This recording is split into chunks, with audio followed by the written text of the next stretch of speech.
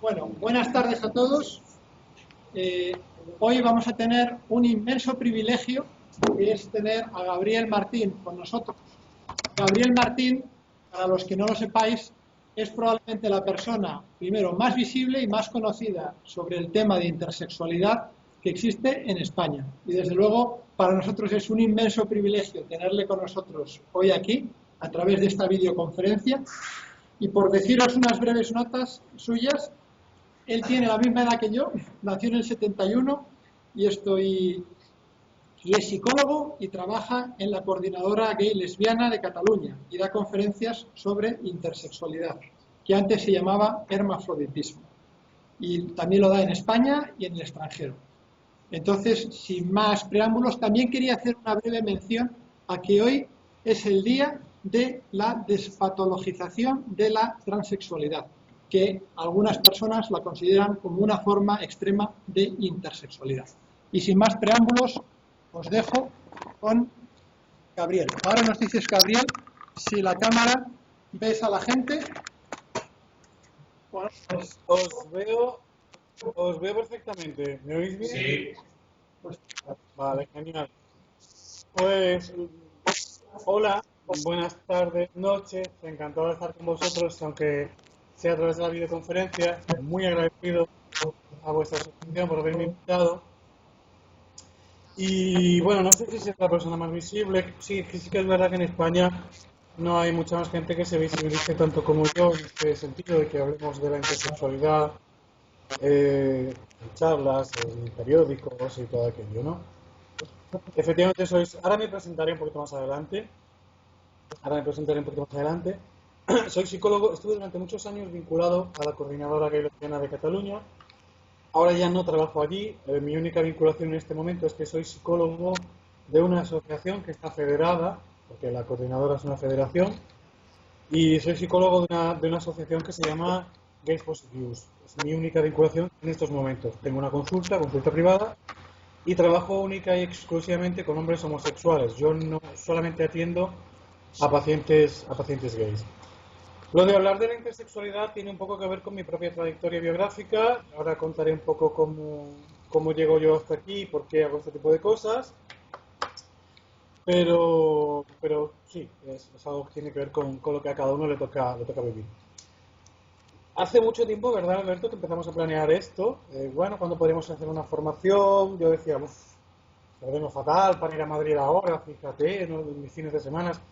Justo ahora hemos terminado una reunión que hacemos una vez al mes, una reunión de trabajo psicoemocional, un grupo de gays y ahora, venga, nos conectamos a Madrid y hacemos, ¿no? Y me planteaba, Alberto, cuando me contactaba, que fuera una sesión didáctica, es decir, que fuéramos a hablar de qué es eso de la intersexualidad, qué no es eso de la intersexualidad, y sobre todo que hablara también de mi experiencia personal, cómo me ha ido a mí, cómo me ha influido en mi vida, cómo lo he vivido, cómo ha sido mi trayectoria, ¿no? Y eso es lo que he hecho. Así que, si queréis, empezamos ya con las diapositivas, vamos viendo, yo iré explicando lo que vamos encontrando ahí y luego pues hablaremos, preguntaréis, comentaremos, responderemos y todo lo que haga falta, ¿de acuerdo? Habitualmente yo cuando doy una charlilla soy muy payaso, me muevo de un sitio para otro, doy vueltas, no sé qué. Aquí el contexto es diferente, estáis en el salón de mi casa. Eso de ahí atrás es mi credencial de peregrino de cuando hice el camino, ese marco que se ve ahí atrás, y el espejo. Y estoy aquí sentado en la silla giratoria, me siento un poquillo así, pero no mucho más. Si os parece, pasamos ya a la segunda diapositiva, ¿de acuerdo? Porque está justo detrás del título. Aquí lo que he hecho es un poquito el repaso. Siempre me gusta empezar así, ¿no? Cuando decimos, bueno, cuando estamos hablando de intersexualidad, ¿de qué estamos hablando, no? Y tú empiezas con definiciones, no, son situaciones donde los genitales... Y a veces nos hacemos un poco lío. Es mucho más fácil decir, mira, eso es lo que antes se llamaba hermafroditismo, que luego se llamó pseudohermafroditismo, que luego se llamó intersexualidad, y aquí ahora se llama DSD, que son Disorders of the Sexual Development, que son como desajustes en el desarrollo sexual. hay mucha mitología en torno a la intersexualidad. A mí siempre me gusta hacer la broma de que tenemos muchos mitos, que si la ninfa aquella, que se volvió el dios loco por ella, de amor, y se cayeron a la charca y salieron los dos juntos y no sé cuántos, nada. Porque cuando hablas de intersexualidad parece que vas a encontrarte una persona rara, con un aspecto fuera de lo normal, con una forma de verse a sí mismo completamente distinta de como los demás. Y lamentablemente para muchos al final somos gente muy normal y muy corriente, con vidas muy normales, muy corrientes. La mayoría de la gente que conozco tiene vidas, pues eso, súper estándares, casados, con familia, trabajo. No tenemos media cara con barba, media cara con colorete, no tenemos una teta aquí, no. Somos gente absolutamente normalísima. Con la única salvedad de que cuando nosotros nacimos, pues nuestros genitales estaban de forma diferente a como suelen estar los genitales cuando nace cualquier bebé. Pero salvando eso, en el resto de cosas somos absolutamente ordinarios, corrientes, frecuentes, normales, vulgares. Y no tenemos ninguna particularidad más allá de esto que os decía. Siempre que hago una presentación me gusta presentarme. Vamos a la diapositiva número 5, Alberto. Ya directamente a la 5. Bueno, si queréis ver la 4, este soy yo de pequeñito en el balcón de mi abuela, con el balón de fútbol, evidentemente, porque yo no podría estar sin balón de fútbol. Y en la diapositiva 6, me pongo mis gafas para ver yo mejor también. En la diapositiva 6, pues, perdón, en la quinta, la número 5, me presento. Ahí tenéis fotografías de diferentes momentos de mi vida. Hay una en la que tengo 3 años, que estoy con el vestidito este, que mi madre me bordaba, las flores y no sé cuántas. Que ahí tengo 3 años porque era el bautizo de mi hermana. Y recuerdo bien que esa foto siempre ha sido la foto que le hicimos a Patri cuando estábamos en el bautizo de Gemma. Y sé muy bien la edad que tenía porque mi hermana y yo nos llevamos 3 años, ¿no? En las otras dos, las que están las fotos de carnet, una es con 15 años, la de arriba, y la otra es con 19 años, cuando yo ya por fin había resuelto toda mi vida, lo que me había ocurrido y todo aquello, ¿no? La última, la que estoy atravesando el río, es aquí en el Parc del Montseny, y esta es de hace nada, 4 años, esta es mucho más reciente, ¿no? Pero esa es mi evolución. Yo nací con unos genitales intersexuales, donde los genitales externos parecían femeninos, absolutamente femeninos. Los internos, sin embargo, si hubieran hecho una exploración más profunda, hubieran detectado alguna anomalía, es decir, algo que no era esperable.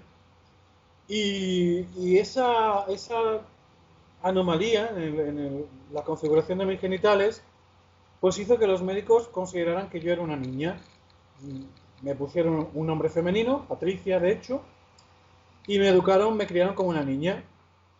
Pero yo, sin embargo, nunca tuve un comportamiento femenino, y eso que soy gay y muy maricón. Pero nunca tuve un comportamiento femenino. A mí me gustaba jugar al fútbol, me gustaban las pistolas, me gustaba vestirme de sheriff, ese tipo de cosas, ¿no? Y eso suponía un problema, porque si te llamas Patricia, eres una niña y tienes comportamientos masculinos, pues eso es un problema. Y más cuando estamos hablando de la España de los años 70, y yo además nací en San Fernando, que es una ciudad militar, mi padre era militar, yo iba a un colegio para hijos de militares, fui a un instituto para hijos de militares, que estaba en la zona militar de San Fernando, era como, bof, todos los clichés a mi alrededor y yo cargándomelos todos, ¿no? Era bastante complicado.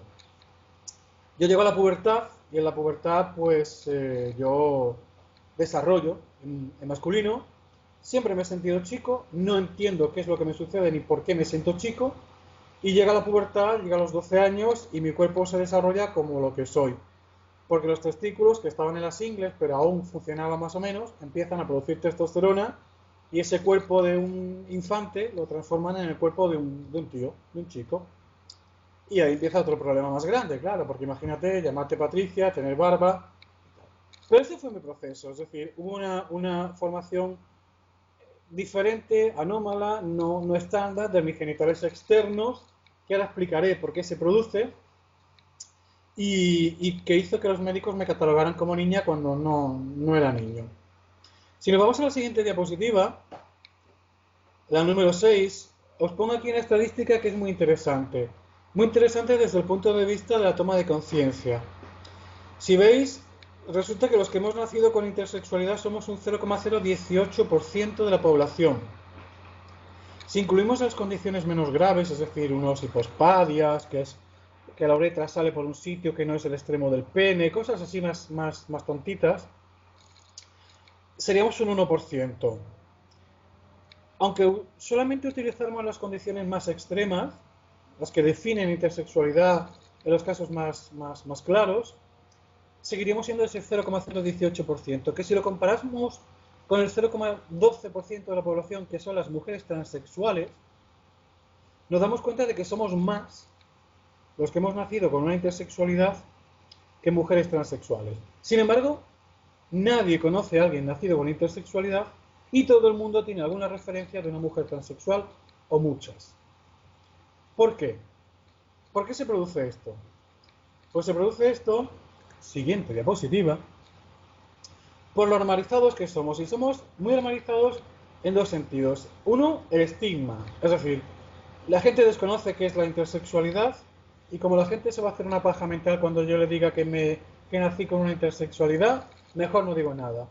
Y segundo, porque en muchos casos, sobre todo aquellos que se detectan al nacimiento, se resuelven muy bien dentro de la privacidad de la familia y luego no queda noticia ni constancia ni se habla del tema. Yo recuerdo una vez, me gusta contar anécdotas de lo que me sucede, y recuerdo una vez me invitaron a hacer un programa en Miami.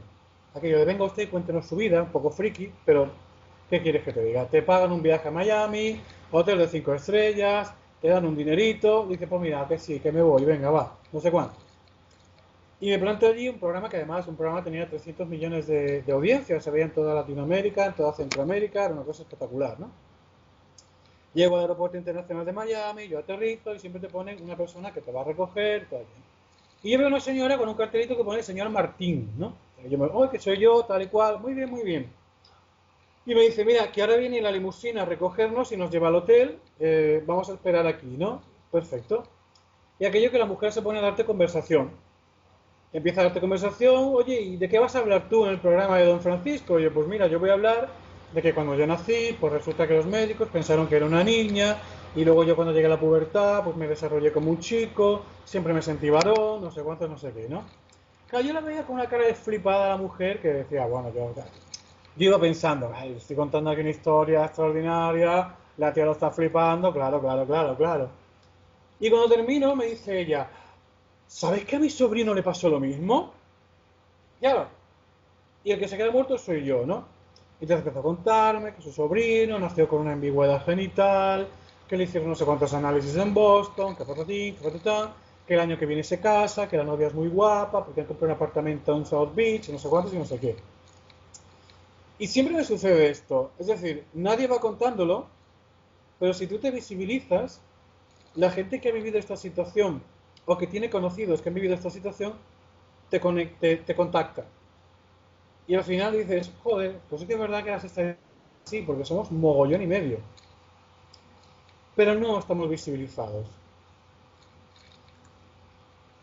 Si nos vamos a la siguiente diapositiva, la número 8, tenemos una pequeña introducción a la definición de intersexualidad. Esta es la parte más pedagógica, más de vamos a explicar qué es la intersexualidad. Luego ya hablaremos de lo personal, ¿no? Por intersexualidad conocemos a esas condiciones que antes se llamaban hermafroditismos y que no tenemos que confundir con aquellas que tradicionalmente se llamaban travestismos. Esto parece una gilipollez, pero hay mucha confusión, más de la que yo me podía imaginar. Hay mucha gente que cuando hablas de intersexualidad se plantea que estás hablando de género. Estás hablando de cómo vives tu sexualidad hacia tu identidad sexual en cuanto a costumbres, comportamientos, etcétera. Pero esto no tiene nada que ver ni con ropas, ni con vestidos, ni con... Solo tiene que ver con genitales, con ninguna otra cosa. Y de hecho, el origen se produce en el proceso de diferenciación sexual. Si vamos a la siguiente diapositiva, veis que tenemos aquí un dibujito de cómo es el proceso. ¿Lo tenéis? Entonces, lo que comienza siendo un espermatozoide que llega a un óvulo, empieza a dividirse, da una serie de estructuras embrionarias. Y veis que ahí en la A y la B tenemos unas estructuras que son iguales en un origen, pero dependiendo de si hay testosterona o si no hay testosterona, viriliza hacia genitales masculinos o no viriliza y se queda en genital femenino. La naturaleza tiende por sistema a crear hembras. En nuestra especie a crear mujeres. ¿De acuerdo? Solamente en presencia de testosterona en cantidad suficiente y siendo además que el cuerpo reaccione a esa testosterona, solo en ese caso se crea un varón. Pero la naturaleza, en la nuestra y en todas las especies, el proceso de diferenciación genital es: vamos a crear una hembra y si hace falta algún macho de vez en cuando en el proceso, introducimos un poco de testosterona y creamos esos genitales. ¿Qué sucede si no hay suficiente testosterona? Si el cuerpo no reacciona a esa testosterona. Si hay algún otro tipo de interferencia que impida que ese funcionamiento habitual se produzca, pues te encuentras con casos como los que tenemos aquí abajo, que son situaciones intermedias, que es lo que conocemos como intersexualidad. Es decir, situaciones en las cuales el proceso de diferenciación no se ha podido realizar completamente hacia un sentido o hacia el otro. Y esto es una intersexualidad. No hay nada más.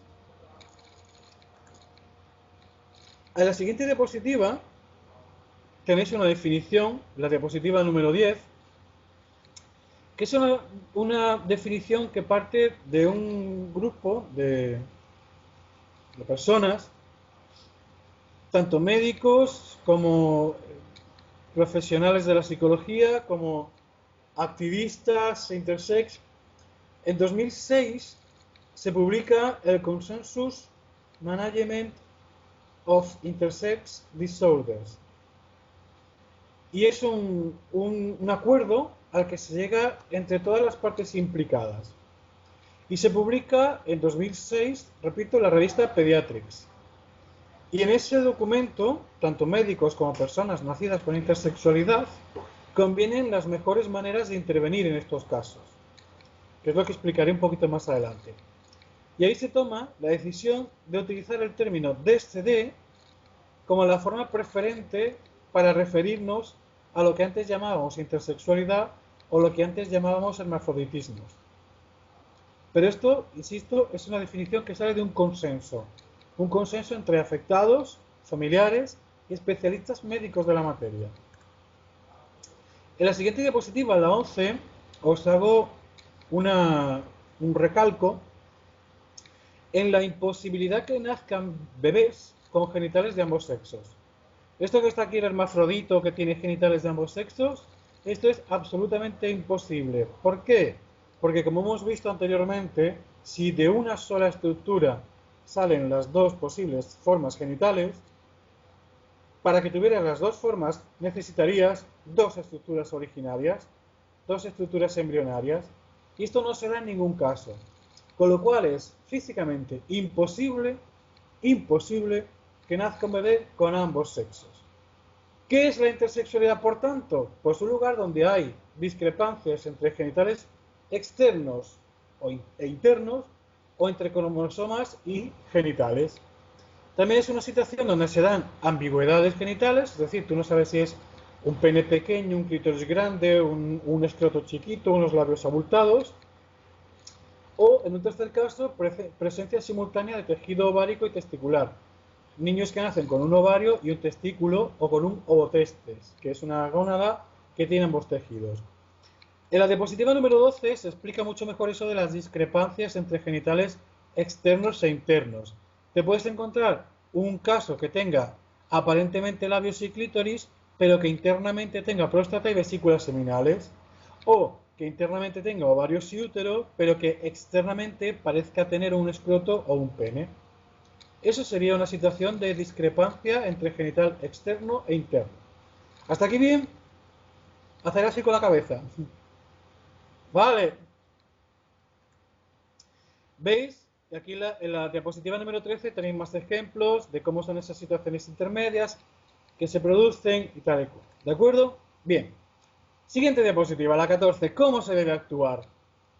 Pues aquí tenéis la cabecera de Pediatrics, a la que he hecho referencia anteriormente, y en la diapositiva 15 os hablo del Consensus Statement on Management of the Intersex Disorders, que se publica en 2006, como decía anteriormente, después de un montón, pero un montón, de trabajo conjunto entre médicos y activistas. Si vais a ese documento y lleváis al final una parte que pone Acknowledgement, ahí están citados grandes nombres, que los metéis en Google, del activismo intersex de hace mucho tiempo. Es decir, en la elaboración de este documento participó gente muy implicada en esta situación. ¿Y qué establece? Pues diapositiva 16 dice muchas cosas, ¿no? El documento habla de cómo se interviene, de si tienes un niño con hipospadias, pues es probable que se sienta varón, los casos de insensibilidad a los andrógenos extremos es muy probable que se sientan chicas. Hay información médica, mucha información médica, pero en lo que se refiere al tema de las cirugías, que es un tema como que muy candente para algunos, lo que dice el consensus es clarísimo. Dice, 1, evita que se muera el bebé. Hay una situación de intersexualidad que es la hiperplasia suprarrenal congénita, donde las glándulas suprarrenales, las que están encima del riñón, funcionan de manera anómala y producen más testosterona de la que deberían producir. Y eso hace que en fetos niña se virilice el clítoris y nazca con una especie como de megaloclítoris grande, un pene pequeño, y es lo que se llama como hiperplasia suprarrenal. Esta condición, como se ve afectado el riñón también indirectamente, hace que no funcione bien el aparato urológico y se produzca un problema con el equilibrio de sales en la sangre y la orina. Y puede ocasionar la muerte por deshidratación en el bebé. Con lo cual tú tienes que intervenir, no para normalizar esos genitales, no para normalizar ese cuerpo, sino para que el bebé no se te muera. Por otro lado, tienes que preservar la funcionalidad del aparato urogenital, incluyendo la sensibilidad. Es decir, no cortes el clítoris porque sea grande, ya que el clítoris tiene que tener un funcionamiento y tiene que proporcionar placer a esa niña cuando sea adulta. Si tú naces con los testículos alojados en las ingles y no tienes escroto, te tienen que fabricar un escroto. Pero no porque quede bonito, o porque sea estándar y haya que estandarizar los cuerpos, sino porque los testículos tienen que estar fuera del cuerpo. Si el testículo permanece dentro del cuerpo, deja de funcionar porque se deteriora. Si tú dejas unos testículos dentro del organismo, en el abdomen, se terminan deteriorando y dejan de funcionar. Si dejan de funcionar, dejarán de producir testosterona. La testosterona sirve ya no solo para virilizar, sino incluso tiene que ver con el funcionamiento cognitivo, tiene que ver con la calcificación de los huesos, tiene que ver con un mogollón de cosas. Y si tú no creas un escroto para que los testículos cuelguen, no vas a poder mantener la funcionalidad de ese organismo. Por lo tanto, no estás fabricando un escroto porque quede normalizado, sino porque es necesario que el testículo esté fuera del cuerpo. Igualmente tienes que apostar por la calidad de vida. O sea, un niño que no tenga testículos o que no le sean funcionales, pues se pasará toda su vida con aportación externa de testosterona y siendo un enfermo crónico que necesita un tratamiento de por vida. Cuando eso lo tenemos claro y nos dedicamos única y exclusivamente a intervenir por ahí, si queda algo, es decir, oye, que la niña tiene los labios un poco abultados, más de lo normal, que pues mira, lo dejas. Porque los aspectos cosméticos, es decir, que quede bonito, se deja para cuando el bebé sea adulto y decida qué hace con su cuerpo. Pero el consensus, en todo momento lo que dice es, solo se interviene necesario para que no se muera, para que sea funcional y para que tenga calidad de vida. Para que quede bonito, no se interviene. Y esto ya se publicó en 2006 y en principio debería quedar zanjado. ¿Hasta aquí bien? Pues siguiente diapositiva, un poquito de pedagogía social. Siguiente diapositiva 18, si solo es una cuestión genital, ¿por qué está tan estigmatizada? Diapositiva número 19, el círculo del estigma. Como una situación está estigmatizada, yo no hablo de ella para que no me estigmaticen. Como yo no hablo de ella, no doy la información que la gente necesita para poder saber de qué está hablando y por tanto perpetúo los mitos y los estigmas. Y al final, el uno por el otro, la casa por barrer. Y nos encontramos con ese problema. Ir a la diapositiva número 21.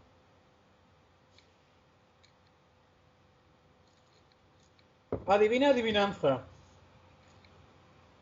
Diapositiva 22. Venga, ¿de qué raza es un negro albino? Claro, todo el mundo dice, negro. Dice, pero ¿cómo va a ser negro si las razas se hacen por el color de la piel y el niño blanco? Hombre, es que hay más cosas, ¿no? No solo el color de la piel, ¿no? Entonces, siguiente diapositiva, si os dais cuenta, pueden darse situaciones donde la característica que habitualmente se utilizaba para catalogar a alguien en un grupo o en otro, no sirve. Pero lo puedes catalogar perfectamente por otras características de su organismo, de su personalidad, de lo que sea. Así que te preguntas esto, de la misma forma que un negro albino es negro, por muy blanco que sea, pues no todas las mujeres tienen ovarios, cromosomas XX y vagina, y no todos los hombres tienen testículos, cromosomas XY y pene. ¿Por qué? Pues como dice la siguiente diapositiva, porque el sexo es una característica polidimensional. Y hay sexo cromosómico, sexo hormonal, sexo genital interno, sexo gonadal, sexo fenotípico, qué aspecto tiene tu cuerpo, el sexo psicológico, que sería la identidad sexual. El sexo tiene muchas dimensiones y una sola, los genitales por ejemplo, no es suficiente para catalogar a una persona como un sexo u otro. De hecho, la verdadera identidad sexual, el verdadero sexo es el psicológico y lo que importa al final es la identidad sexual, no los genitales. Siguiente adivinanza. Diapositiva 26. Venga, ¿qué es? Lo de arriba. ¿Es un macho, una hembra, una mujer, un hombre? Puede ser un hombre transexual antes de hacerse una faloplastia, ¿no? Y abajo también puede ser una mujer transexual antes de hacerse la vaginoplastia. Perfectamente. Desde luego, podemos intuir más o menos si son tíos o tías. Vale, pero ¿es hetero? ¿Es bisexual? ¿Es homosexual? Ni puta idea. Ni puta idea. ¿Por qué? Diapositiva siguiente. Porque los genitales no informan en absoluto, ni sobre la identidad sexual, ni sobre la orientación sexual de una persona. Por tanto, si la intersexualidad solo tiene que ver con los genitales de una persona, la intersexualidad no tiene nada que ver ni con la identidad sexual, ni con la orientación sexual de una persona. Y aquí es donde empezamos a perder glamour los intersexuales. Porque al final resulta que nuestra identidad sexual, nuestra orientación sexual está en el cerebro y los genitales no importan. Con lo cual somos súper estándar, normalísimos y tal y cual. Hombre, hay una característica, eso sí es cierto, somos un grupo donde el porcentaje de homosexuales y bisexuales es mucho más alto que la población general. Es decir, si en la población general hay un 10% de homosexuales, es el 10% ese que se dice, nosotros somos un 20, un 30 o por ahí. Que fue una primera pista que dio a los investigadores, ¿no? Una información de que igual la orientación sexual tenía que ver con el ambiente hormonal fetal, posiblemente. Pero al margen de este dato curioso de que hay más homosexuales y bisexuales en este colectivo, al final el silogismo es el mismo, es decir, mis genitales no dicen nada ni de mi orientación ni de mi identidad sexual. Son independientes. Por tanto, por muy intersexuales que sean mis genitales, ni mi orientación es intermedia, ni mi identidad es intermedia, porque no tienen nada que ver. Hasta aquí bien. Bien, pues me alegro. ¿Qué sucede? Que te encuentras en muchas situaciones, diapositiva número 28, donde se cuestionan los géneros, se cuestionan los sexos, la dicotomía, no sé cuánto, no sé qué, y dices, pues te puedes dar los casos, te haces un montón de preguntas y todo aquello. Pero si te enfrentas con la realidad, diapositiva 29, fijaros lo que te encuentras. La Anne Fausto Sterling, que es una mujer lesbiana, feminista, nada aficionada a los planteamientos biológicos. Hizo una revisión de todos los casos que se habían publicado de intersexualidad desde 1950 al año 2000 y lo publicó en este libro, En cuerpos sexuados. Ahí tenéis el detalle: 26 hiperplasias suprarrenales, 4 con resignación, 42 criados como niños, no sé cuántos, no sé qué, bla, bla, bla, bla, ¿vale? Entonces las cuentas y dices, mira, tengo 83 personas reportadas. De esas 83, solo un 14 se equivocaron en decir si era niño o niña. Luego el casi 86% restante estaban más o menos bien asignados y estaban contentos con su sexo.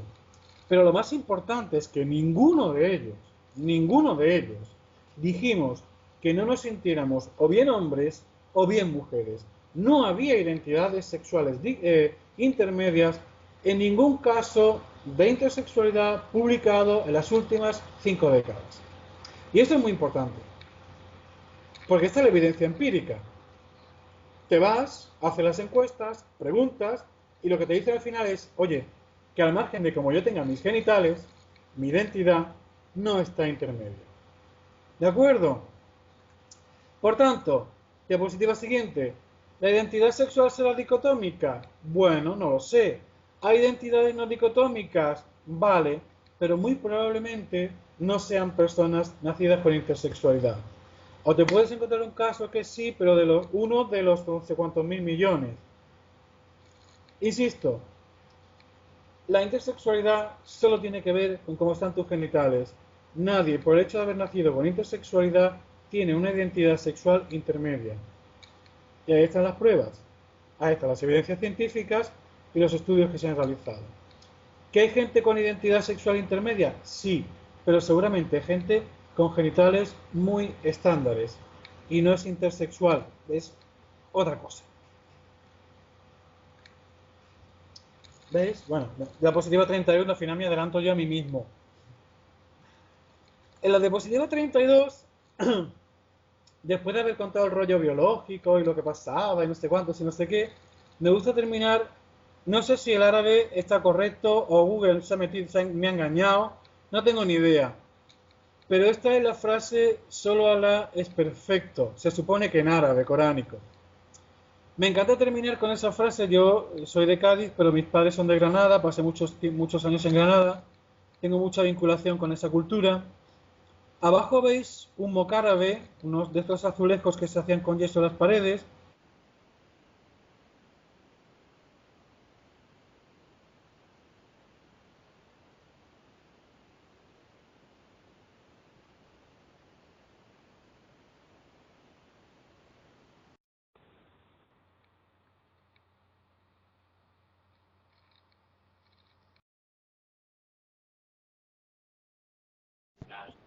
Vale, os estaba contando los mocárabes estos, si os fijáis, las geometrías que hacían eran absolutamente perfectas. Pero siempre, si tenéis la paciencia de buscarlos, siempre en algún lugar de la sala os encontráis una imperfección. Cometían esas imperfecciones de manera deliberada para recordarnos que lo único perfecto que existe es Dios. Y el resto, es decir, todo lo que está a nuestro alcance, está lleno de, ya no imperfecciones, sino variaciones, cambios, diversidad, diferencia, que todo lo humano está lleno de ese tipo de cambios, de diferencias, que solo lo que es eterno, inmutable, que es Dios, es así. Los demás somos todos muy, muy, muy, muy, muy diversos. Y me encantaba esta forma tan poética como lo expresaban, equivocándose a conciencia para recordar que el ser humano varía, cambia y está lejos de ser inmutable. ¿Cuál ha sido mi experiencia? Bueno, pues aquí vamos a hacer un pequeño repasito de cuál ha sido mi situación y luego os voy contando lo que me queráis preguntar, si os parece, ¿vale? Aquí en la diapositiva 34 me tenéis una foto con 3 meses, como decía anteriormente. Yo nací con unos genitales, con una apariencia femenina, testículos en las ingles, no tenía escroto, tenía un micropene, un hipospadias. El hipospadias es la salida de la uretra, cuando tú haces pipí, en lugar de salir por la punta del pene, como no tenía, era un micropene, la tenía donde debía estar el escroto. De hecho, continúo orinando por ahí porque ya cuando vas tan mayor al médico como fue mi caso ya no se puede hacer nada porque las cirugías de este tipo o las haces pediátricas o te van a salir muchas fístulas y se van a abrir. Es muy difícil conseguir una neuretra ya de adulto, ¿no? Yo tenía hipospadias y bueno, pues al crecer me hicieron una exploración muy superficial y me llamaron Patricia. Yo lo he comentado en muchas ocasiones con compañeros, médicos, amigos, médicos, madronas, tal, y me decían que este tipo de situaciones ya no se dan. O sea, que antes los protocolos de evaluación genital de los bebés eran muy ligeros, muy por encima, pero que ni de lejos eran los que se hacen en la actualidad. Es decir, un caso como el mío ya no hubiera pasado desapercibido hasta la pubertad, se hubiera detectado mucho antes, ¿no? Pero yo, como digo en la diapositiva siguiente, aquí vuelvo a estar en el balcón de mi abuela con la pelota, yo siempre tuve un comportamiento absolutamente masculino. Me cuentan una anécdota, y esto es, creo que es significativo, porque yo tendría 1 año y medio. Como os dije anteriormente, mi padre es militar, es del ejército de la Armada, ¿no? Estaba siempre en portaaviones y todo aquello, ¿no? Y en el año 73, enero del 73, nos llevan a los hijos de la tripulación, nos llevan al barco, al Dédalo, para hacer la fiesta de Reyes. Y claro, año 73, un contexto militar, o sea, más sexista no se podía encontrar nada en España, ¿no? Entonces a los niños les regalaban unos fusiles y a las niñas unas muñecas. Y me cuentan que cuando yo abrí mi regalo de Reyes y vi la muñeca, empecé a... ¡fua! La revolé por encima de la mesa donde estaba no sé qué y me lié a hostias, pero a hostias impresionantes, con el niño de al lado para quitarle la metralleta. Yo no lo recuerdo, pero sí recuerdo estar con los compañeros del barco de mi padre en el puerto, en una tienda de souvenirs, que me llevaron a comprarme caramelos para quitarme el berrinche del pitote que yo había formado porque me habían dado una muñeca.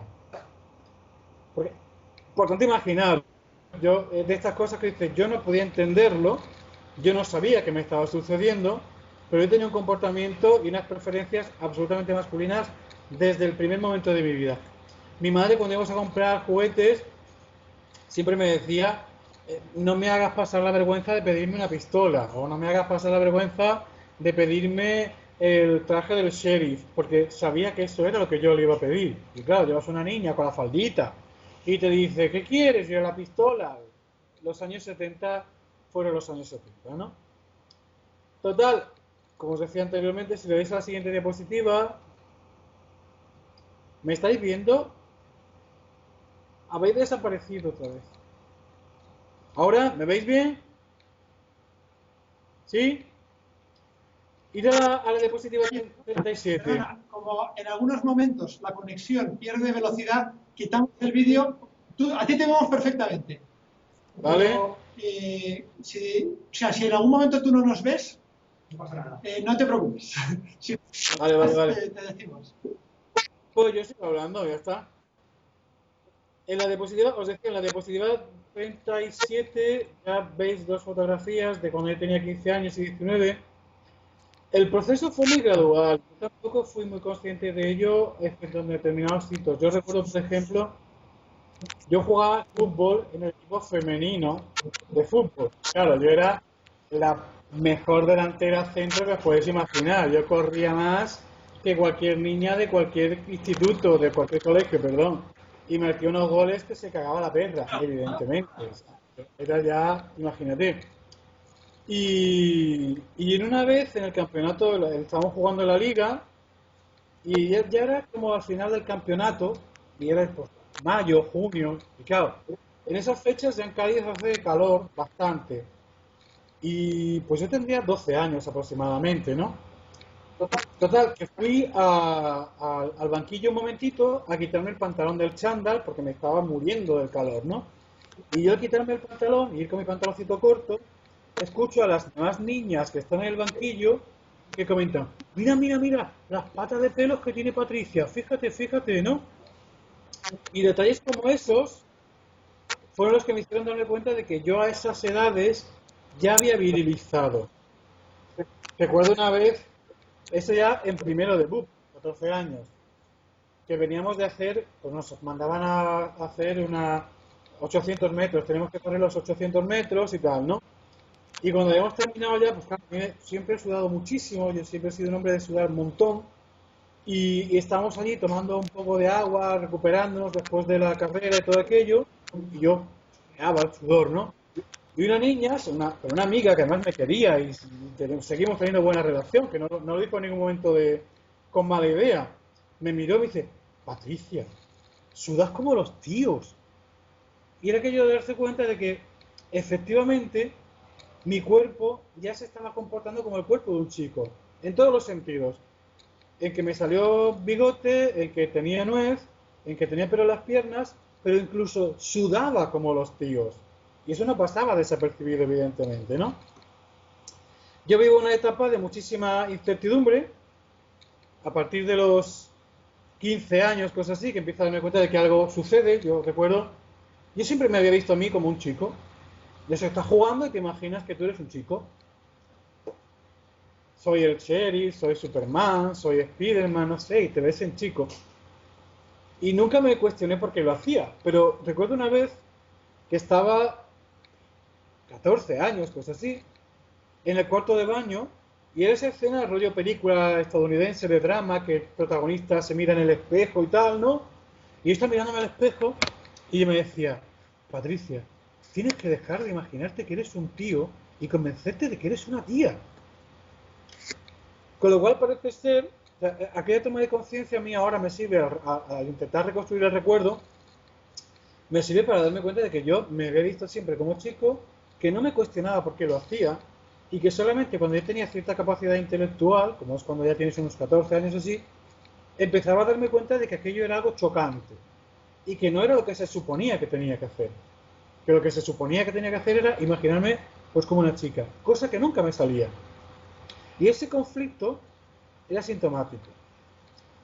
Yo empiezo a virilizar, mi comportamiento es masculino, mi cuerpo es masculino, me sale bigote, no me sale el pecho, no me baja la regla. Claro, yo, primero la tensión de vivir con esta situación en un pueblecito, bueno, una ciudad de 100.000 habitantes, donde todo el mundo se sabe tu vida, donde todo el mundo te machaca, donde todo el mundo se ríe de ti. Pero también con el miedo de que me está pasando. Es decir, esto no es normal, evidentemente. No es normal. No tuve el apoyo familiar. Mi familia, luego supe que había habido otro caso anteriormente en mi familia, que lo habían llevado muy mal un par de generaciones antes, que lo habían ocultado completamente, y mi madre hizo exactamente eso conmigo.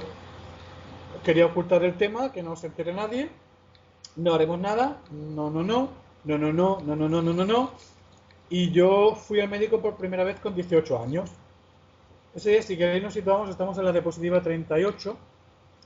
Yo fui al médico con 18 años. Pero yo fui al médico ya en una situación que, fijaros lo que me ocurrió. Yo fui al médico, al endocrino, y claro, yo fui con el volante de mi médico de cabecera, porque vas al especialista derivado por tu médico de cabecera para que te atienda. Y estaba, claro, la sala de espera estaba llena de mujeres allí sentadas, esperando el turno, una barbaridad. Y claro, se decía que el endocrino tardaba pues meses en atenderte, ¿no? Total, que yo fui con mi volante, con mi amigo Juanma, mi colega de cervezas y tal igual, pues a pedir cita. Y llego allí, sale la enfermera, le doy el volante, que vengo a pedir cita. Ah, sí, sí, te cojo el volante, lo mira, me mira a mí y empieza así a mirarme por detrás y buscar por la habitación, tal, ¿no? Y me dice, niño, ¿Patricia dónde está? Y le digo, no, Patricia soy yo. Y dice, "Ah, shh, no te vayas que ahora mismo viene el médico. Quieto aquí, quieto aquí. Inmediatamente me pasaron para adentro, se veía que era una cosa urgente, tal. Pero, es decir, yo había llegado a un punto donde, por la voz, por el aspecto, por el comportamiento, no podía ser una chica. Era imposible que nadie me viera como una chica. Y en esas condiciones es cuando yo ya por fin voy al médico con 18 años. Yo ya había encontrado información sobre... cuando encontré la información se llamaba pseudohermafroditismo masculino, y yo ya sabía lo que me pasaba porque encontré esa descripción en un libro y se ajustaba perfectamente a mí. O sea, es que esto está diciendo cómo están mis genitales, esto soy yo. Y yo fui con ese texto copiado en un folio al endocrino, y la verdad que fue maravilloso. Luis, el endocrino, fue espectacularmente bueno. Hablamos de todo lo que me sucedía, de lo que había pasado, de cómo me sentía yo, de cuáles eran mis miedos, mis preocupaciones, mis ilusiones. Y ahí empezamos un periodo de pruebas médicas y de un montón de analíticas que arrojaron resultados. Y los resultados, por ejemplo, lo que tenéis ahí delante, es mi cariotipo. Una de las cosas que me hicieron fue ver, bueno, qué cromosomas tiene esta persona. Y tengo cromosomas XY. Entonces ahí empezaron las pruebas, empezaron a darse cuenta, los testículos estaban en las ingles, ya no eran demasiado funcionales, pero habían sido funcionales durante mi pubertad, la próstata y las vesículas seminales estaban en perfecto estado. Me hicieron una serie de intervenciones para ver qué podían solucionar más o menos. No podían solucionar tampoco gran cosa, es decir, evitar una tumoración, quitar unos pliegues de piel que no estaban bien, pero en cuanto a tamaños y no sé qué, pues un pene bastante pequeño y todo lo demás. ¿Sí? Hasta donde podían hacer. Digo, como este tipo de cirugías dan buenos resultados cuando eres un niño. Cuando eres un adulto, por ejemplo, si te van a construir una uretra, es fácil que se abra por cualquier punto del recorrido y que la orina salga pues como un aspersor. O sea, imagínate, meas para todos los lados. Y ya el médico te lo plantea y dice, mira, te va a dar más sufrimiento realmente que satisfacción personal, ¿no?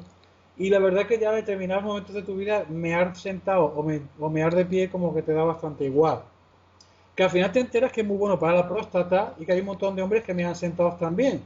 Porque además es beneficioso, como decía, y no ensucian nada. Pero ya ni te lo planteas, ¿no? Presentamos una demanda en el registro civil, bueno, lo presentamos en el Ministerio Fiscal, para cambiar el nombre y el sexo, y el juez, además fue buenísimo el juez, lo que dice es que ha habido un error, la sentencia está muy bien redactada, muy bonita, dice, se demuestra que se ha cometido un error con esta persona, le consideraron niña falsamente, nunca fue una niña, se demuestra con las analíticas, las pruebas de los peritos, me dio la forense, me dio la psicóloga, a mí me dio todo el mundo. Me medía como los cadáveres, esto del CSI, a ver si el ancho de hombros, el no sé cuántos, todo, ¿no? Y el juez lo que decía es que aquí lo que ha sucedido es que se han equivocado los médicos que atendieron su parto, y esa equivocación lo que tenemos que hacer no es cambiar nada, lo que tenemos que hacer es rectificar. Y en la sentencia el juez lo que dice es, ordeno que se rectifique la partida de nacimiento de esta persona, se ponga allí que es un hombre desde que nació y se le da un nombre masculino, por tanto, ¿no? Así que en mi caso, incluso con la ley una ley de los años 50, fijaos lo que os digo. No ahora tenemos unas leyes súper estupendas y tal, ¿no?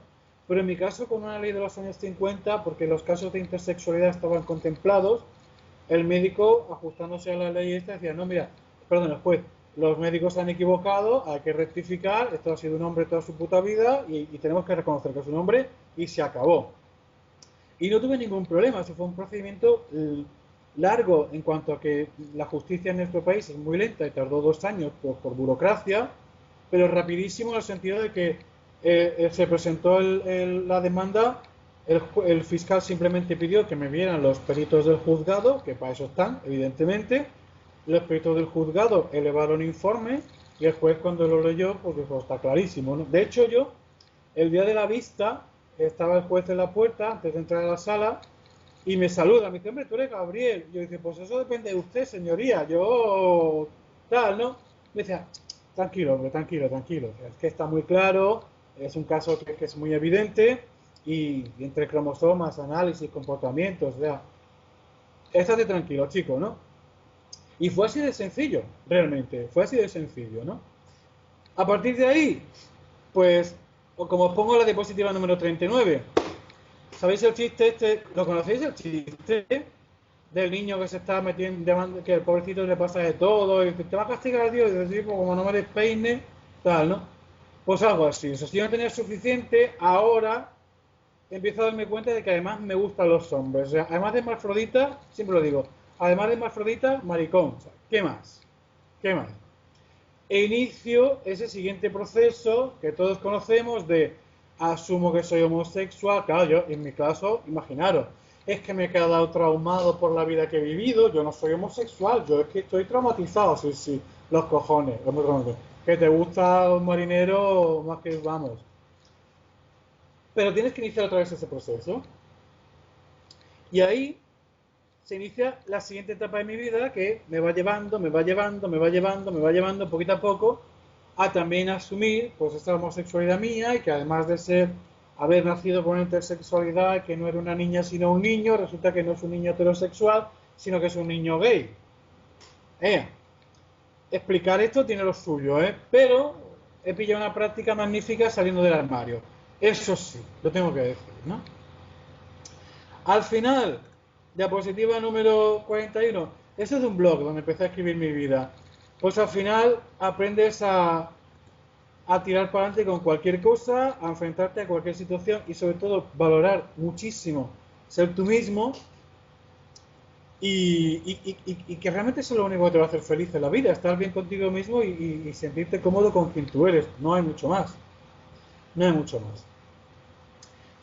En lo que a mí se refiere, si os parece, me voy a callar, os voy a dejar que preguntéis y a partir de ahora empezamos un diálogo porque yo llevo ya como 40 minutos hablando y os comentamos. Pero básicamente esta es la historia.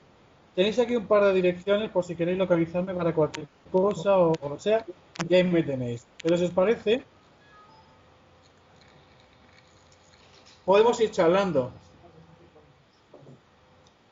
Voy a beber agua. ¿Se ha entendido? ¿Ha quedado claro? ¿Alguna duda acerca de qué es eso de la intersexualidad y todo lo demás? ¡Una mano! Para que te vea el vídeo. Así te va a grabar. ¿Perdón? Hola, Hola. ¿me ves? Te veo perfectamente con las dos manitas en alto y todo. Genial. Pero no te he oído. No me oyes, no me oyes. Ahora sí. Sí, ahora sí me oyes. Ahora, dime. Bueno, qué complicado. Aquí, ¿me oyes? Ahora sí. Bueno, lo primero, enhorabuena. Me parece admirable tu sentido del humor con esta historia, ¿Qué remedio? con esta biografía. No, me parece. Pero yo quería Dime. preguntarte, ¿cuáles han sido los momentos más duros de este proceso? Porque pareces una persona muy alegre, muy optimista, que encaja muy bien las cosas, muy equilibrado emocionalmente.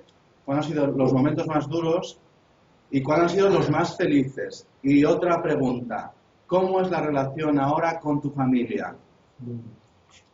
Vale. Pues mira, los momentos... Yo he habido dos momentos muy duros en mi vida. Y uno de ellos, además, también fue muy feliz. Yo, fíjate, el primer día de instituto, yo siempre he sido un empollón. No sé si porque me gusta estudiar, porque realmente soy así, me gusta, o porque también me proporcionó una seguridad, ¿no? Si eras el empollón, todo el mundo te quería en el equipo, y eso iba bien, ¿no? Yo llegué al instituto a hacer el BUP con toda la ilusión del mundo, porque iba a hacer un BUP y luego una carrera y patatín, todo aquello, ¿no? Y resulta que yo hago mi matrícula, Patricia Martín Martín, y iba una foto de carnet. La secretaria, cuando vio la foto de carnet, dijo: es que este muchacho que mal escribe la O, que parece una A. Evidentemente, viendo la foto, se llama Patricio. Y el primer día de clase, la profesora empieza a pasar lista y dice: Martín Martín, Patricio. Yo me quedo muerto, levanto la mano y digo: no es Patricio, es Patricia. Y a la mujer le sale del alma y me pregunta: ¿estás seguro? Entonces imagínate el show de día en mi primer día de instituto. El instituto fue el peor momento con diferencia de todos los momentos que yo he vivido, porque si aquello fue solo llegar, imagínate el resto. Cachondeo diario, escarnio continuo. Una vez fuimos a una fiesta de estas que organizan los de tercero, que van de excursión y tal, ¿no? Y de repente me dice una amiga, ¿qué tienes aquí? Y me habían llenado la espalda de escupitajos. Se habían dedicado a escupirme y tenía la espalda llena de lapos, pero verdulentos, es decir, una cosa horrible. Y me tuve que ir andando caminando porque además no había autobuses ni nada, me tuve que ir andando con todo aquello en mi espalda hasta que llegué a mi casa a 45 minutos. Y me quise morir un montón de veces. Pero en COU, cuando yo ya había resuelto todo esto, el primer día de clase, la profesora pasó lista y dijo Martín Martín Gabriel José. Y yo levanté la mano. Y los mismos que se habían estado riendo de mí en primero murmuraron un poquito, pero luego se acercaron a decirme que se alegraban por mí. Sí. Momento feliz también ese, porque cierras ese círculo donde lo que empieza fatal, fatal, fatal, fatal, se convierte en el inicio de un recorrido que te lleva a solucionar tus problemas. Y al final, pues todo termina muy bien. Y vivir la grandísima alegría de ser reconocido como quien yo soy. Para mí los peores momentos sin duda fueron los del instituto y a los 30 y tantos años, cuando todas las secuelas de lo que me había sucedido se ponen de pie. Es decir, ya no es solo lo que me sucedió, sino en psicología hay una cosa que se llama trastorno de estrés postraumático. Y es cuando alguien vive una situación muy traumática, le genera una serie de secuelas a nivel cognitivo, pero también a nivel emocional, se deprime con facilidad, niveles altísimos de ansiedad, que perduran cuando ya ha pasado ese trauma, ¿no? Yo tuve un proceso depresivo horroroso, con llanto diario, con intentos, bueno, no me llegué a intentar suicidar, pero ideación suicida sí, que fue cuando todo ese trauma se puso de pie y me impedía una vida de adulto funcional. Yo no podía, no rendía en el trabajo, vivía la vida como un continuo susto, me pasaba siempre, lleno de conflictos, lleno de temores, Y aquello fue un momento también muy duro, cuando el trauma se pone de pie, se pone de manifiesto y se convierte en una barrera que te impide vivir la vida con normalidad, con funcionalidad. Quizá el momento más feliz también fue el momento en que empecé a tomar mis propias decisiones en cuanto a mi vida. Para mí fue muy liberador distanciarme de mi familia, ¿no? Me preguntabas cuál era mi relación con mi familia en estos momentos. Yo no tengo ninguna relación ni con mi padre ni con mi madre. Tengo una magnífica relación con mi hermana, mi sobrino. Ellos son mi familia, nos vemos mucho. Pero no tengo ninguna relación con mis padres porque me maltrataron. Y poder liberarme de ellos también y de todo lo que ellos me supuso, para mí también fue el inicio de una gran etapa en mi vida. Quizá este sea el mejor momento que estoy viviendo, y te lo digo muy sinceramente. Sí, el mejor momento de mi vida es el que estoy empezando, el que estoy viviendo ahora, que ya llevo una temporada y que espero que siga. Pero este es el mejor momento de mi vida, sin duda. Habiéndome liberado de los traumas, habiendo solucionado todo lo que tenía que haber solucionado, dándome cuenta también te digo una cosa, que lo que te ocurre a ti es una putada, grande. Pero un drama es lo que pasa en África con el hambre. Lo que te ocurre a ti es solo eso, una putada. Y a mí ni se me ha muerto un hijo en los brazos, ni estoy pasando hambre, ni me han echado de mi casa a la puta calle porque no pago la hipoteca. Es decir, hay cosas que son mucho más dramáticas. También aprendes a contextualizar y a darte cuenta de que, bueno, sí, es jodido, lo has pasado muy mal, pero hay situaciones peores y es bueno que tú te des cuenta de que no puedes pasar toda la vida traumado por algo que te pasó.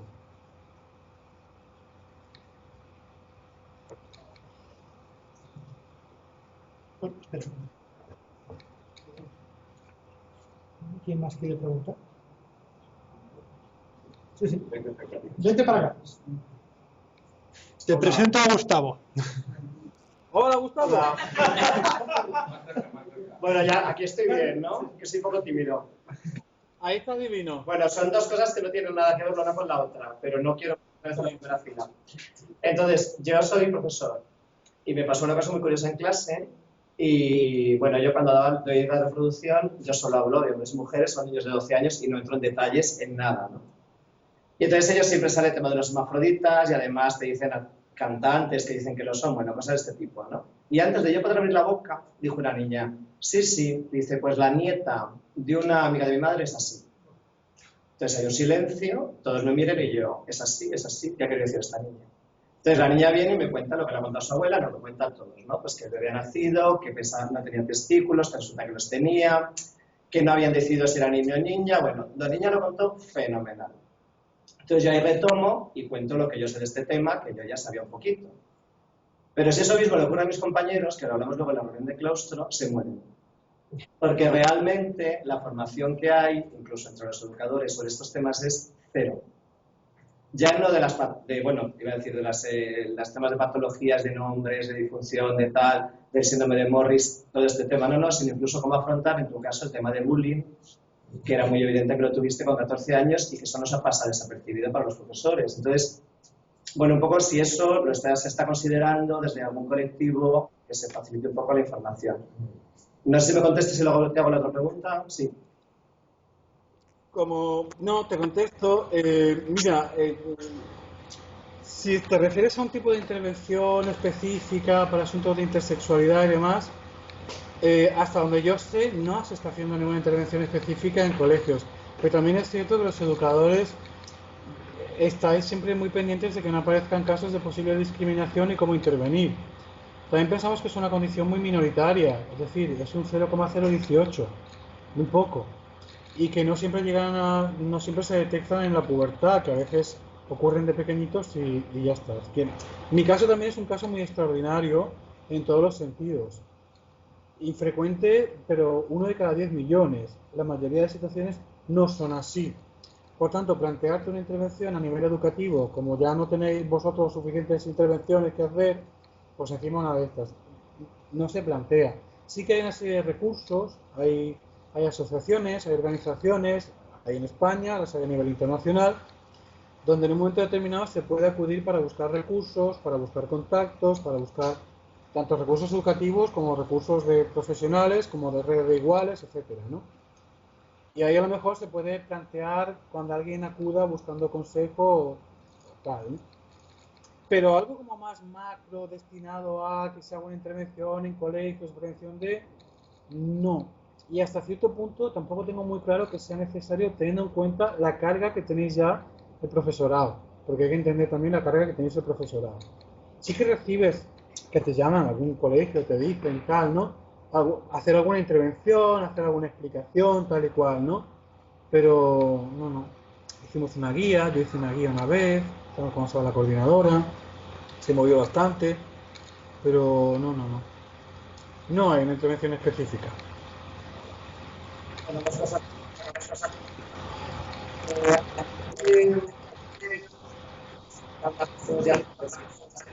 Te oigo fatal, no te oigo.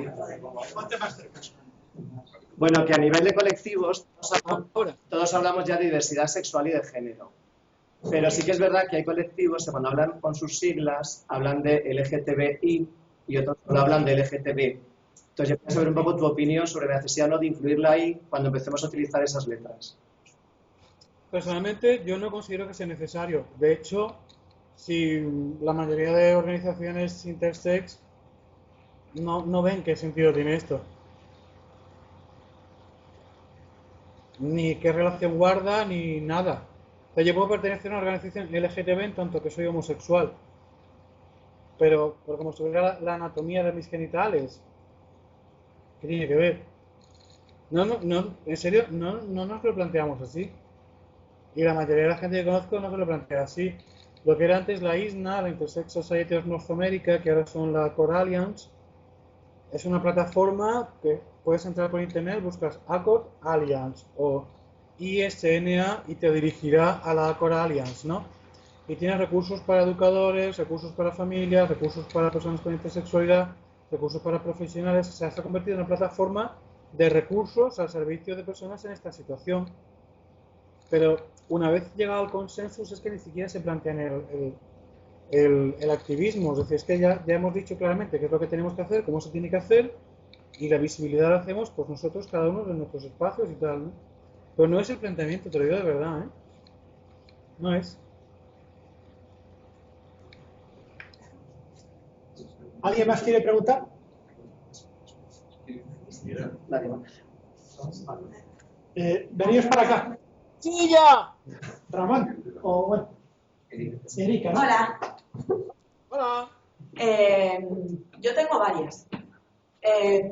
Igual, yo tengo varias preguntas. O sea, hay cosas que me dan curiosidad. Si te digo lo que he entendido, Perdón. Ponte más adelante. yo tengo varios. Tal vez me cae alguno, o sea que... No, en serio, es que igual te juro que en este contexto igual la chica me va a contar algo que le ha pasado a ella. No, yo te voy a preguntar solo. Dime. Una cosa que me ha causado mucha curiosidad, que tú has dicho que como con 18 años ha sido cuando has empezado a tratarte esto y después te has dado cuenta de que tu orientación sexual era homosexual. Y lo que es la época de despertar sexual, de los 14 años, 13 años, toda esta época, ¿cómo lo vives? Mira, es que, y esto es una cosa que he comentado con otras personas, claro, yo mis referentes son, sobre todo, personas, conozco algunas, os explico, personas nacidas con intersexualidad que yo conozco bastantes críos, y de los adultos que conozco, solamente conozco una chica que es bisexual, el resto son chicas heterosexuales, y bueno, conocí un chico bisex también, ¿no? Y con ellos sí que lo he comentado, y también lo he comentado con personas transexuales que en su sexo identitario además son homosexuales. Me estoy explicando que personas, mujeres transexuales que nacen con pene, que son mujeres, pero les gustan las mujeres. Y todos decimos más o menos lo mismo. Es decir, yo, hasta que no pude aclararme con mi identidad, con qué soy, no empecé a tener más claro mi orientación. Es como si primero te aclarases con tu identidad sexual y una vez que tienes ya la identidad sexual más o menos resuelta y aclarada, empiezas a tomar conciencia de cuál es de verdad tu orientación, qué te gusta. Entonces, claro, yo hasta que no me aclaré con qué soy, mi cabeza no empezó a aclararse con qué me gusta. Sí que es verdad que yo de pequeño recuerdo, por ejemplo, que me encantaban los hombres con bigote. Yo veía a un hombre con bigote en la tele y decía, es mi novio. Claro, me llamaba Patricia, se suponía que quedaba bien. Pero recordar esto y decir, joder, Gabriel, te han puesto los bigotes súper cachondos desde pequeño. Ya es una señal de que era lo que me atraía. Pero yo no lo interpretaba en aquel momento como algo de orientación sexual porque ni siquiera sabía que era un chico. Por tanto, todo fue como muy nebuloso y solamente a partir de ir aclarando algunas cosas pude comenzar a aclarar las demás. Fue secuencial. Vale. Bueno, pero me refería más pues, a la hora de tener prácticas, de tus deseos, de esa época o sea, como has dicho que después no todo has tenido... No sé, Yo llegué virgen a una edad muy avanzada. y, No, mi primera relación sexual fue con una chica, tuve una novia a 11 años, fue a los 21 años, y mi primera relación gay fue con 30. Si me preguntas cómo es cuando tengo que decirle a alguien que lo que me ha sucedido, pues mira, sí, la verdad es que antes de tener sexo siempre, yo no puedo ir a una sauna o a un cuarto oscuro porque, claro, me tocan y es diferente y ya tienes que dar explicaciones. Entonces yo cuando voy a quedar con alguien, pues siempre va el, venga, venimos a casa, tomamos un café y durante el café te digo, te voy a contar una cosa y explico. vale. Casi siempre la respuesta suele ser bastante... Hombre, si el chico está buscando que yo me lo folle, pues va a estar complicado. Pero si el chico está buscando follarme a mí, pues mira, nos apañamos, no hay ningún problema, ¿no? Reíros, coño, que es verdad. No, pero eso sí. Siempre hay una primera conversación donde me toca y no tengo más remedio que decirle al chico, vas a encontrar unos genitales que no son los estándares. No te estoy pidiendo tu aprobación, desde luego, pero te comunico, porque luego, sorpresa, no quiero que te lleves. Casi siempre la respuesta es muy buena, ¿eh? Te lo digo en serio. Incluso uno una vez me dijo, mira, que no vengo a pasarte el ETV, tío, vamos a follar, ¿no? Y muy bien, la verdad que muy bien. Pero siempre toca eso de, siéntate y primero tengo que contarte algo que no es lo habitual. Y otra cosa que me da curiosidad, porque hay muchos tipos de intersexualidad y quiero saber si algún intersexual, si algún tipo es fértil. No lo tengo muy claro, ¿eh? No lo tengo muy claro. No sé si las hiperplasias suprarrenales pueden serlo. Yo diría que sí, y que se dan casos. En el síndrome de Morris, evidentemente no, los no son no, pero en las hiperplasias, dependiendo del grado de virilización, tengo entendido que sí que pueden serlo. Gracias. Estaba Ramón y luego tú.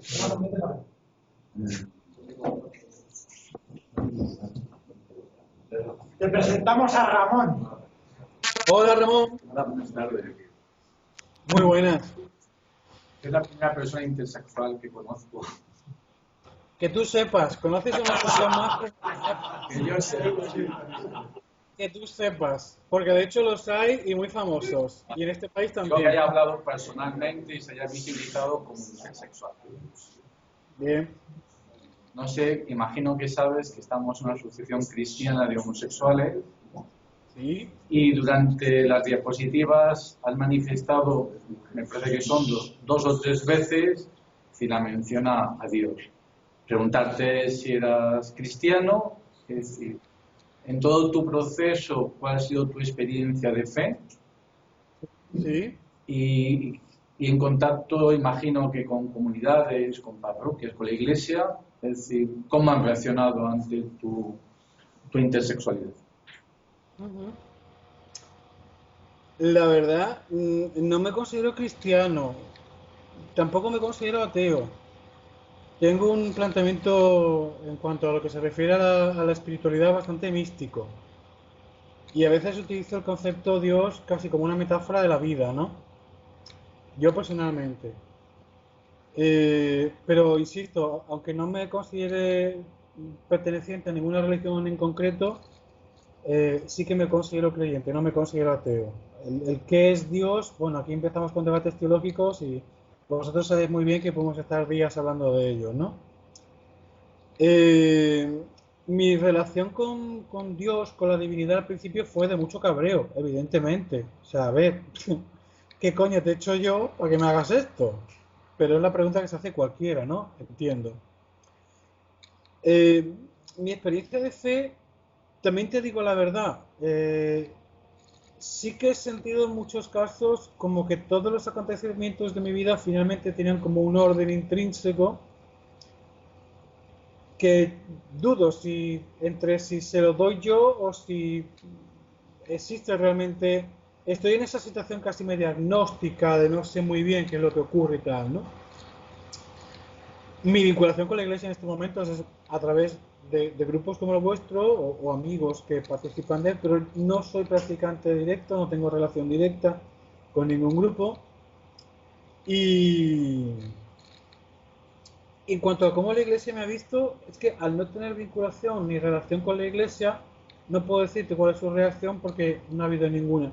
Lo único que recuerdo es que cuando cambiamos el nombre y todo aquello, hubo que llevar la sentencia judicial para rectificación en el registro del bautismo, pero nunca supe cómo queda aquello, porque la verdad no tenía interés en saber qué había sucedido con aquello, ¿no? A lo largo de mi vida he ido buscando la espiritualidad en diferentes corrientes, he ido intentando encontrar la experiencia con la trascendencia, por aquello del sentido que te otorga, ¿no? Y en estos momentos, insisto, sin ser un ateo, tampoco me siento adscrito a ningún tipo de confesión concreta. No sé si es la respuesta, si es suficiente, si queda alguna duda o algo. Jesús, ponte, si quieres,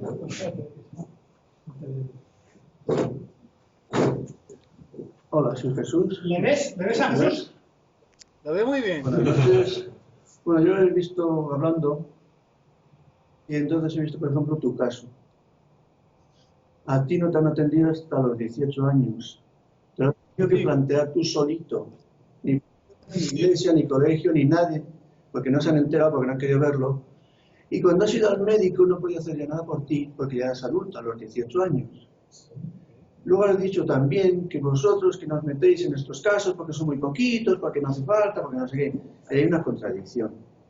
Pues solo con que sea un caso, que además sería el tuyo por lo menos, Hay que meterse, hay que informar a la gente, hay que decirle, mirad bien la entrepierna de ese bebé y llevarle bien al médico. Sí, pero también te he dicho que, comentándolo con amigos, enfermeros y médicos y comadronas, los protocolos actuales, no los de hace 40 años, sino los protocolos actuales, ya prevén estas situaciones. Y que eso se está haciendo. Eso será, pero francamente lo dudo. Porque la sociedad y en ciertos sitios, que no todo es Madrid y Barcelona, te puedes encontrar... No, esto sucede en Cádiz y te puedo decir, mira, los contactos que tengo de niños que ya tienen 8 o 10 años, uno nació en un pueblecito de Málaga, otro nació en un pueblecito de Soria, nació en Sevilla, ni Madrid ni Málaga, ni Barcelona, es decir, tenemos una sanidad bastante mejor de lo que pensamos. La sociedad no es tan cruel como pensamos. Para mí una de las cosas que me quedó el trauma es el miedo y el estar siempre pensando que la gente es mala. La gente no es mala, la gente es mucho mejor de lo que pensamos. Te puedes encontrar alguno que le da mal nombre a los demás, pero la gente no es mala. Entonces, de verdad, los protocolos médicos actuales impiden que situaciones como la mía pasen desapercibidas. Cuando yo iba al colegio, los profesores no hacían nada si había bullying. Eso, tú vas a un profesor y casi todos los profesores al menos le echan la buena voluntad de evitar que haya bullying en sus clases. ¿Que habrá alguno que sea más hijo puta? Pues sí, también es verdad. Pero preguntas a los profesores y la mayoría de gente de muy buena voluntad que quiere que sus alumnos sean felices y se desarrollen perfectamente en armonía. Lo digo de verdad. Hoy día es como si hablamos de las cirugías. Hace 40 años se hicieron burradas. Peor que burradas. Hoy día no. Porque ya hace tiempo que tenemos unos protocolos de actuación que no son los de hace ni 20, ni 30, ni 40 años. El mundo ha cambiado y es bueno que reconozcamos que el mundo ha cambiado. De todas formas, se procura que no haya bullying y todo eso, pero finalmente ese chico lleva un problema que no se afronta, que nadie le atiende, que nadie le escucha. Y cuando llega a tener sus 18 años ya es tarde y se tiene que aguantar con lo que le queda. Entonces hay que cambiar esa... Pero es que ya se ha hecho. Es que esto que me pasa a mí ya no pasa hoy.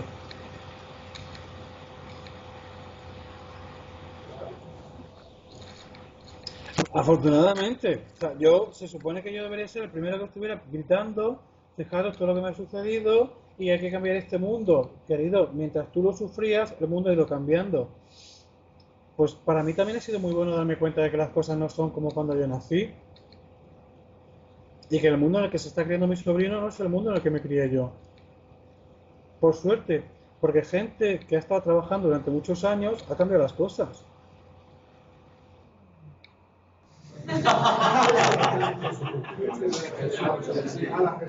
Para mí esto es muy parecido a como cuando hablamos de homofobia. Es que España es un país no, España ya no es un país homofóbico gracias a todo el esfuerzo que han hecho los activistas LGTB durante esos años. ¿Que siguen pasando cosas? Sí, pero ni punto de comparación. Es que esta gente ha hecho un trabajo magnífico y hay que reconocerlo. Entonces, bueno. Hola. ¡Cucú! Bueno, de todas las explicaciones que han ido saliendo, que has elegido en la pantalla y tal, yo me quedo con una frase que me ha encantado, que es: Dios es un cachondo.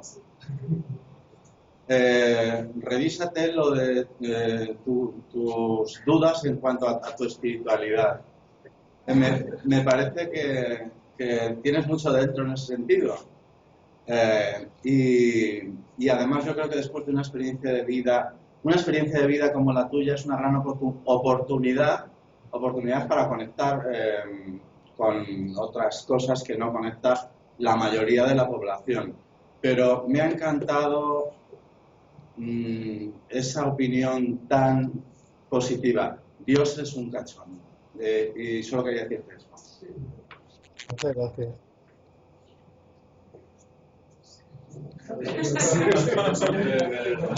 Soy un pesado. Hola, muchachos. Soy un pesado. Tú eres el profesor, ¿no? Sí.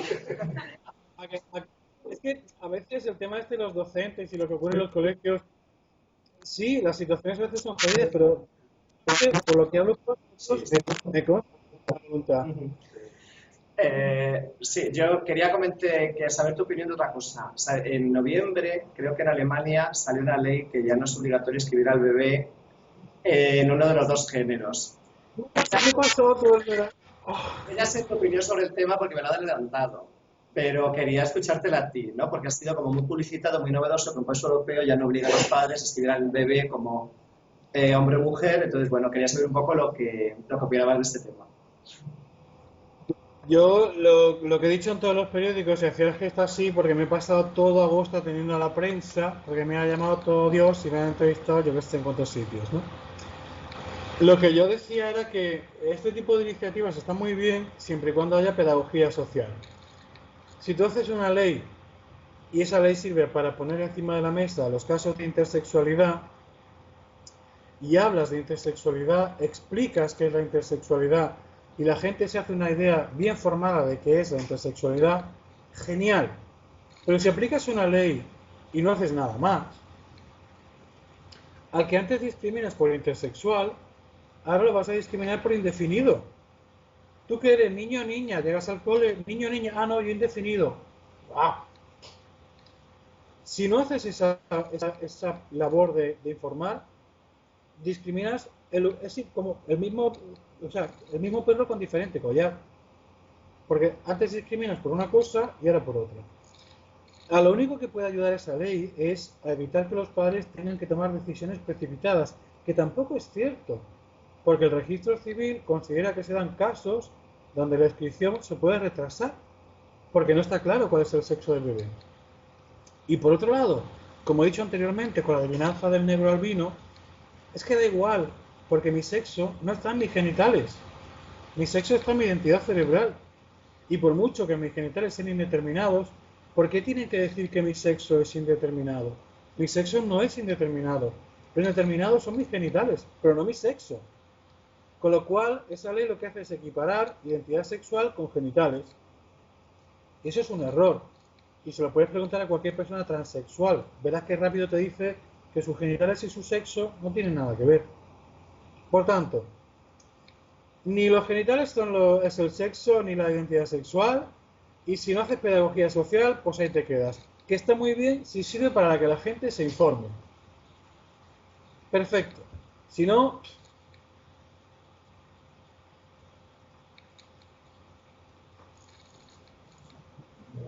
Bueno, como nadie quiere preguntar, voy a aprovechar.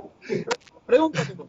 Bueno, yo lo primero que quería era, bueno, ya después de todo el tiempo que ha transcurrido, ¿no? Desde que Hermen me dio tu contacto hasta que contactamos, y por otro lado el agradecerte el que contigo solo han sido facilidades. No ha habido ninguna dificultad.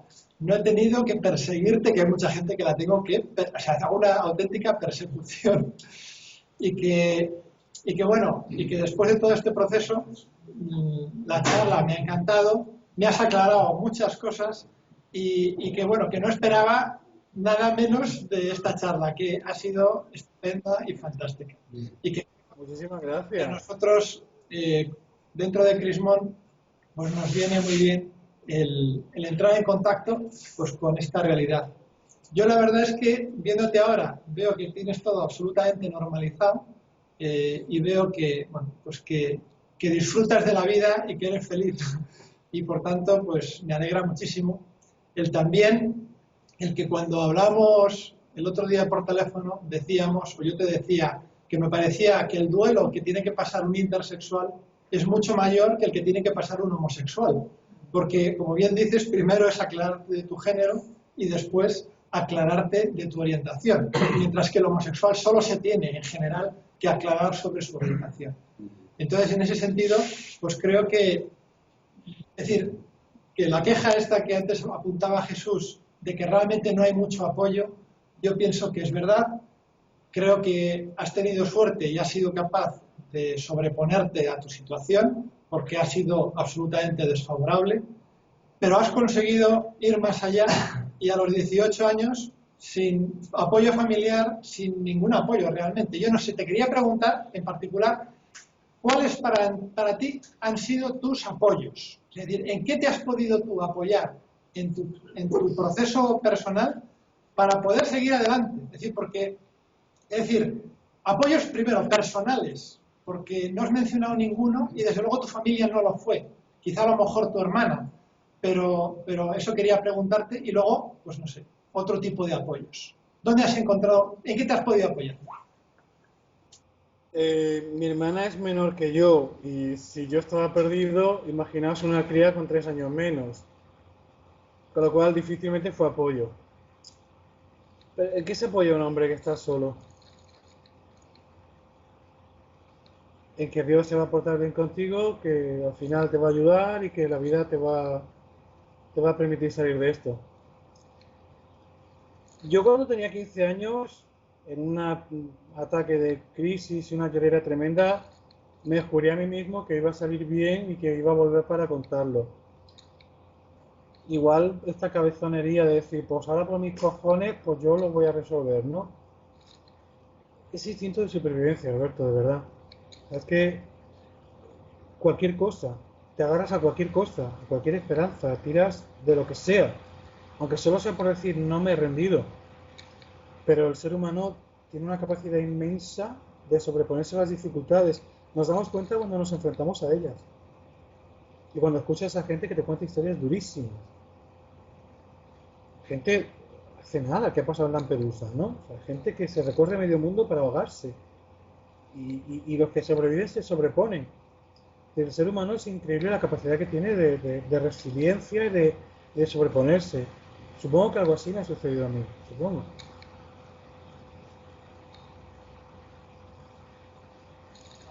Personales. Básicamente, el instinto de supervivencia. Personal no tengo nada. Yo siempre he vivido con la sensación de estar solo. Siempre. Y luego ya la última pregunta, que creo que es obvia, creo que se autorresponde, pero quería escuchártela. El motivo por el que tú eres el intersexual más visible, que aparece más en los medios, que está tan disponible para poder contar su historia, su proceso a todo el mundo. Entiendo que después de todo ese duelo de poderte sobreponer, lo que surge en ese duelo es que esto que me pasó a mí no quiero que le pase a nadie más, o por lo menos quiero ser el apoyo a los demás. Y entonces será preguntarte por eso.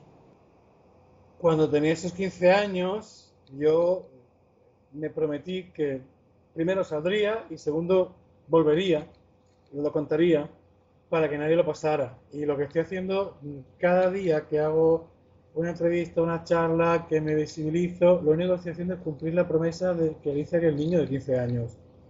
Yo no hago otra cosa que no sea cumplir la promesa que me hice a mí mismo. Igual en el fondo es un poco egoísta.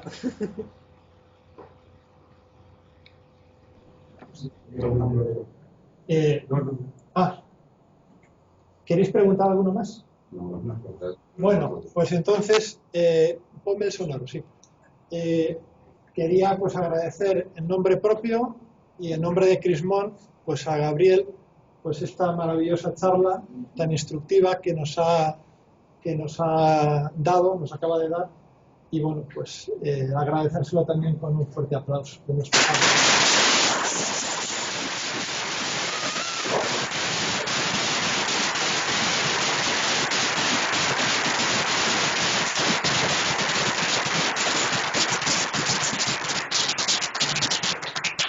También quería aprovechar, porque al igual que hoy es el día de la despatologización de la transexualidad, mañana, y ha hecho también referencia indirectamente Gabriel a ello, mañana es el día del DOMU, es el Domingo Mundial por las Misiones. E igualmente, nosotros tenemos un misionero dentro de Crismón, que no sé si le conocéis, se llama José Manuel, y está actualmente en Mozambique. Y ha enviado, que de hecho se ha enviado a través de las listas de correo, una carta dirigida a todos nosotros. Y me gustaría, si no es mucho pedirte, Gabriel, pues leerosla, es muy breve. Dice: queridos hermanitos y hermanitas de Crismón, Llega el DOMUN y aprovechando que soy el misionero en activo de la asociación, quiero enviaros un saludo envuelto en algunos pensamientos. Lo primero, agradecer. Gracias por los correos de ánimo, por el calor que me llega a pesar de la distancia. Gracias porque vuestra oración me sostiene. El Señor me habla de un hermano de Crismón que reza por mí todos los días. Lo segundo, pedir como buen misionero. Una de mis tareas aquí está siendo la de acompañar 4 familias pobres en Tet. Y una de las urgencias es la de construir casa para estas familias. Cuando hablo de casa me refiero a un habitáculo con 2 cuartos, del tamaño de un salón, del salón capilla de esta sede de Crismón. Así que os regalo la posibilidad de compartir lo poco que tenéis con los que no tienen nada, oportunidad única. Este pedido lo hago formalmente a la asociación, pero los particulares siéntanse invitados. Como misionero me siento en comunión con vosotros, que sois también mi iglesia local, una comunión de andar por casa llena de limitaciones. Aún así, mi presencia en este fin del mundo quiere transmitir a Crismón este mensaje. Hay que salir del cenáculo. Frente a la tentación de la comunidad que se mira el ombligo, soñemos con la comunidad misionera que siempre mira hacia los que están afuera. Discípulos y enviados, pack inseparable, el tesoro se pudre en tus manos cuando no lo compartes. Nada más y nada menos, os mando cientos de abrazos de esos que aquí se regalan para vosotros. Hasta pronto, José Manuel. Pues con esto damos por finalizada la formación. Muchísimas gracias, Gabriel, por tu presencia. Y... ¿Perdona? Quería comentar. Perdona, sal aquí un momentito. No, bueno, me oye bien aquí. Sobre este tema que hemos escuchado hoy, el Festival de Cine Gay Lésbico en Madrid va a proyectar un documental el día 2 de noviembre. El documental se llama Intersection, el día 2, en el punto interés. Toda esta información sobre el Festival de Cine se os traerá folletos para que lo tengáis. Pero uno de ellos es este documental de este tema que se ha tratado en esta noche. Así que hay una serie de documentales espléndidos, pero uno de ellos es este. Y para mayor conocimiento de otras historias a nivel mundial. Está en inglés y subtitulado en español. Supongo que habrá casos internacionales sobre personas intersexuales. Bueno, pues muchas gracias. Nos volvemos a despedir de Gabriel.